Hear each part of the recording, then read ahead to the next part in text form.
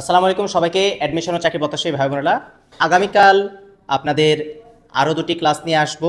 একটা হচ্ছে আন্তর্জাতিক বিষয়াবলী, একটা হচ্ছে আরও একটি সাম্প্রতিক বিষয়াবলী ক্লাস। তো গতকাল রাতে বলেছিলাম যে আজকে সাম্প্রতিক বিষয়াবলী একটা ক্লাস আপলোড দিব এবং তারই উদ্দেশ্যে কি আপনাদের এই ক্লাসটি। তা চলুন আমরা ক্লাসটা দেখি যে কি আছে।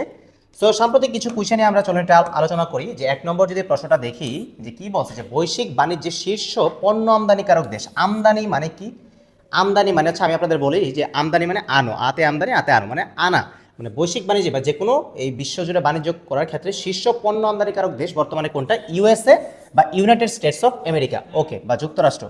দুই নম্বর হচ্ছে যে সাংবাদিকতায় নোবেল নামে পরিচিত, ঠিক আছে। প্রতি বছরই কি হয়, যে পুলিৎজার পুরস্কার কিন্তু দেওয়া হয়, ঠিক আছে, প্রতি বছরে পুলিৎজার পুরস্কার দেওয়া হয়। সো এই সাংবাদিকতায় নোবেল পুরস্কার তো আমরা জানি, কিন্তু সাংবাদিকতায় নোবেল নামে পরিচিত কোনটা? এই যে পুলিৎজার পুরস্কার, ওকে। তিন নম্বর, সম্প্রতি গণমাধ্যম, এই যে বাংলাদেশে এই সূচকে কত, ঠিক আছে, পারমাণবিক দেশ হিসেবে কত, বিভিন্ন ক্ষেত্রে কত, এটা কিন্তু প্রায় সময় এরকম প্রশ্ন চলে আসে। তেমনি একটা গুরুত্বপূর্ণ প্রশ্ন হচ্ছে গণমাধ্যম স্বাধীনতা সূচকে বাংলাদেশের অবস্থান বা শীর্ষে কে, সর্বনিম্নে কে। তবে বাংলাদেশটা আমাদেরকে অবশ্যই পড়তে হবে যে বাংলাদেশের অবস্থান বর্তমানে কত, 152তম। দেন আমরা যদি দেখি যে বিশ্বের বৃহত্তম পারমাণবিক শক্তি উৎপাদনকারী দেশ, আমরা সম্প্রতি দেখেছি যে বাংলাদেশে কি এই রূপপুর পারমাণবিক বিদ্যুৎ কেন্দ্রের মাধ্যমে কি বাংলাদেশ এই জায়গায় অংশগ্রহণ করেছে, তাই না? এবং জাতীয় গ্রিডে কি বিদ্যুৎ উৎপন্ন শুরু হয়ে যাবে। এখান থেকে কি আমরা একটা ভালো পরিমাণ বিদ্যুৎ কি আমাদের দেশের জাতীয় গ্রিডে কি উৎপন্ন হবে বা হচ্ছে অ্যাড হবে বলা যায়। তো বিশ্বের বৃহত্তম পারমাণবিক শক্তি উৎপাদনকারী দেশ হচ্ছে কোনটা? ইউএসএ বা ইউনাইটেড স্টেটস অফ কি আমেরিকা। দেন আমরা পরে যদি দেখি যে বর্তমানে বাংলাদেশের চা নিলাম কেন্দ্র, ঠিক আছে, এই যে চা নিলাম কেন্দ্রগুলো যে আছে, চা নিলাম কেন্দ্র কয়টা? বাংলাদেশে 3টা।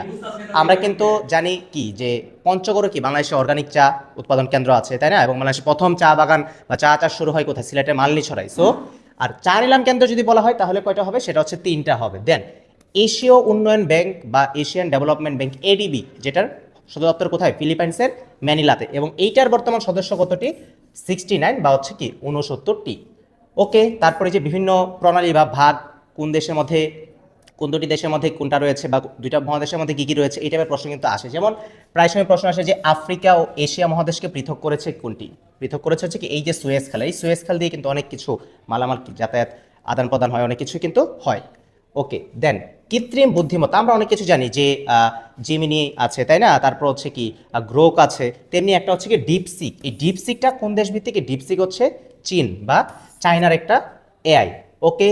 সো সর্বশেষ আমরা যে প্রশ্নটা দেখবো সেটা হচ্ছে সম্প্রতি বাংলাদেশ ও ইউরোপীয় ইউনিয়ন, হ্যাঁ, ইউরোপীয় ইউনিয়ন মানে ইইউ, যেটা এর মধ্যে একটা চুক্তি স্বাক্ষরিত, চুক্তিটার নাম কি? অংশীদারিত্ব সহযোগিতা চুক্তি। সো এই তো আমরা বেশ কয়েকটা প্রশ্ন আমরা পড়ে ফেললাম। তো ছোটো ছোটো এরকম সাম্প্রতিক ক্লাসগুলোর মাধ্যমে আমরা কি একটা দুইটা প্রশ্ন যদি শিখে ফেলতে পারি, তাহলে আমাদের যে কোনো পরীক্ষার ক্ষেত্রে কি সেটা অনেকটা হেল্পফুল হবে। সো আশা করি সকলে ভিডিওটা দেখে উপকৃত হয়েছেন এবং পরবর্তী কোনো ক্লাসে আপনাদের সাথে আবারও দেখা হচ্ছে ইনশাল্লাহ।